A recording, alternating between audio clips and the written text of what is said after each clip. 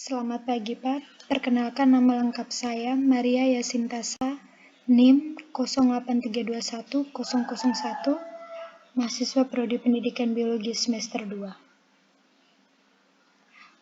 Untuk soal yang pertama, di sini sudah terdapat tabel.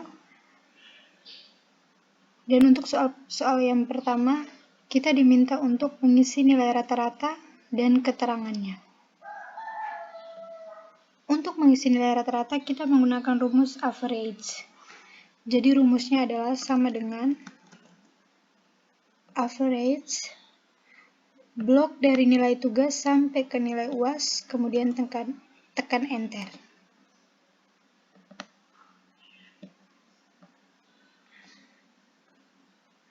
Oke, jika angka komanya banyak, berarti kita kurangi saja. Oke. Keterangannya, di bagian kolom keterangan, kita bisa mengisi lulus dan gagal dengan ketentuan, jika nilai rata-ratanya lebih besar dari 75, maka siswa yang bersangkutan dinyatakan lulus. Tetapi jika nilai rata-ratanya di bawah 75, maka siswa yang bersangkutan dinyatakan gagal. Untuk mengisi lulus dan gagalnya, kita dapat menggunakan rumus if. Sama dengan if logical test, kemudian lebih besar dari 75, titik koma, lulus, titik koma, tanda petik, kemudian enter. Begitu pula, rumus yang pertama ini berlaku untuk kolom rata-rata yang kedua. Karena kolom rata-rata yang kedua ini nilainya lebih besar dari 75, maka siswa tersebut bisa dinyatakan lulus.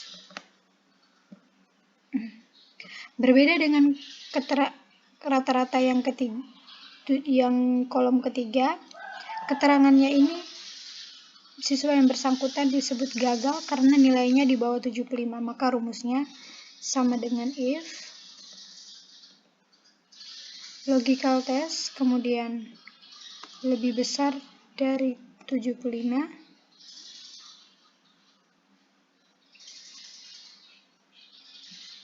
titik koma, lulus, tanda petik, titik koma, gagal, tanda petik, enter. Untuk keterangan yang keempat, siswa tersebut dinyatakan lulus dengan rumus if logical test lebih besar dari 75, titik koma, lulus, tanda petik, titik koma, gagal, tanda petik, tutup kurung. Oke.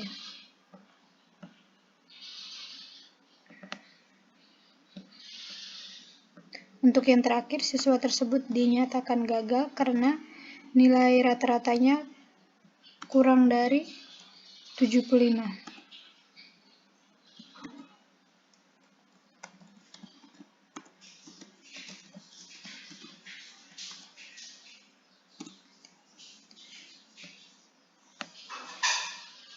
Demikian penyelesaian untuk soal nomor 1. Sekian dan terima kasih.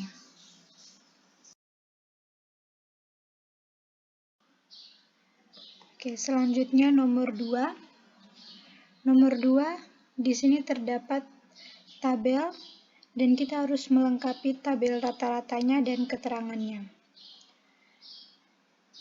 Di tabel rata-ratanya kita masih menggunakan rumus average, sama dengan average blok dari nilai Word sampai PPT, kemudian enter. Terus untuk selanjutnya kita tinggal taruh kursor di sudut ini, kemudian klik 2 kali.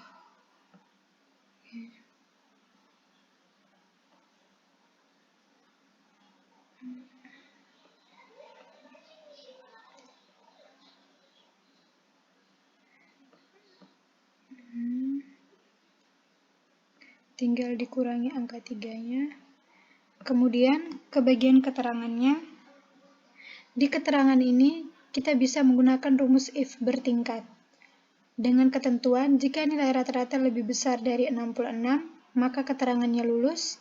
Jika nilai rata-rata lebih besar dari 50, keterangannya remedial. Dan jika rata-rata kurang dari 50, keterangannya gagal. Kita menggunakan rumus if bertingkat, yaitu dengan cara sama dengan if logical test lebih besar dari 66,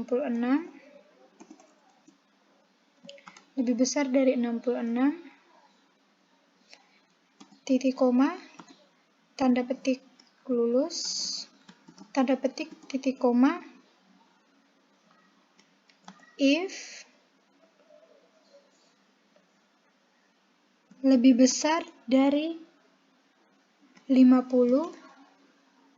titik koma, tanda petik remedial, tanda petik titik koma, if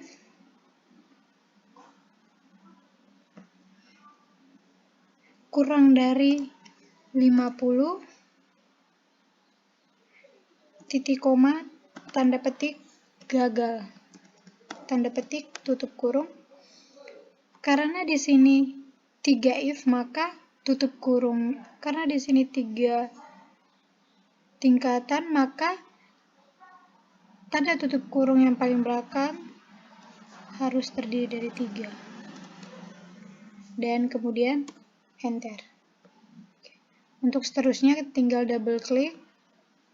Selesai. Untuk penyelesaian soal nomor 2 sampai di sini.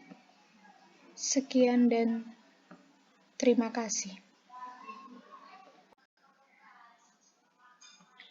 Oke, berikutnya nomor 3. Nomor 3 diminta melengkapi tabel keterangan dengan menggunakan fungsi if and dengan ketentuan jika nilai akhir dan nilai sikapnya lebih dari 70, maka siswa yang bersangkutan dinyatakan lulus. Tetapi jika salah satunya di bawah 70, maka siswa yang bersangkutan dinyatakan gagal. Oleh karena itu, di keterangan pertama ini, di sini terdapat nilai akhirnya lebih dari 70 dan nilai sikapnya lebih dari 70. Maka dari itu, siswa tersebut dinyatakan lulus. Kita menggunakan rumus sama dengan if and kemudian nilai akhir lebih besar dari 70, titik koma, nilai sikap lebih besar dari 70, tutup kurung, titik koma, lulus, tanda petik, tutup kurung, dan enter. Yang kedua ini, nilai akhirnya lebih besar dari 70 dan nilai sikapnya kurang dari 70, maka siswa tersebut dinyatakan gagal. Kita menggunakan rumus sama dengan if and nilai akhir lebih besar dari 70, nilai sikap lebih besar dari 70, tutup kurung, titik koma, lulus, gagal, enter.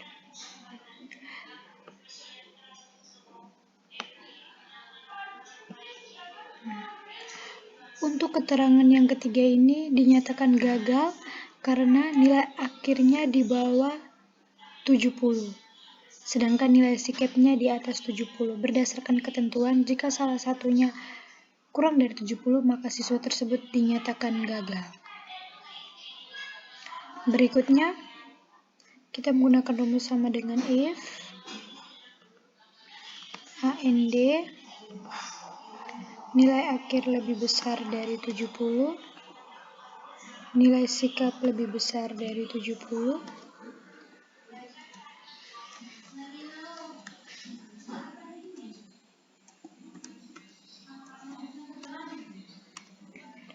di sini siswa tersebut dinyatakan lulus karena nilai akhir dan nilai sikapnya di atas 70. Yang berikut sama dengan if and nilai akhir lebih besar dari 70, nilai sikap lebih besar dari 70, tutup kurung titik koma, lulus, tanda petik titik koma, gagal, tanda petik tutup kurung, dan enter. Di sini siswa tersebut dinyatakan gagal karena nilai sikapnya di bawah 70. Begitu pula dengan keterangan yang terakhir, siswa tersebut dinyatakan gagal karena nilai akhir dan nilai sikapnya di bawah 70. Sekian penyelesaian soal nomor 3. Sekian dan terima kasih. Yang berikut nomor 4. Nomor 4 di sini kita diminta untuk mengisi bonus persennya dan bonusnya sendiri. Di sini kita menggunakan fungsi lookup.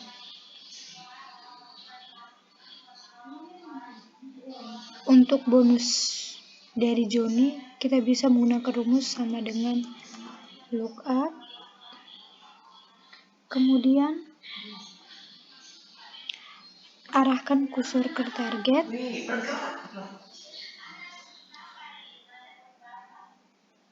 Kemudian titik koma.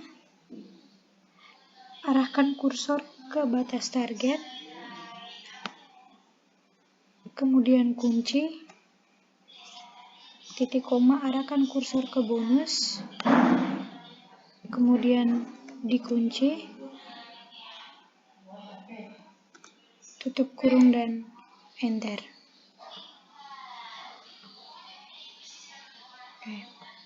Selanjutnya, untuk menghitung bonusnya, seperti yang di bawah ini, rumusnya bonus sama dengan target kali bonus persen. Jadi, kita gunakan rumus sama dengan target dikali bonus. Enter.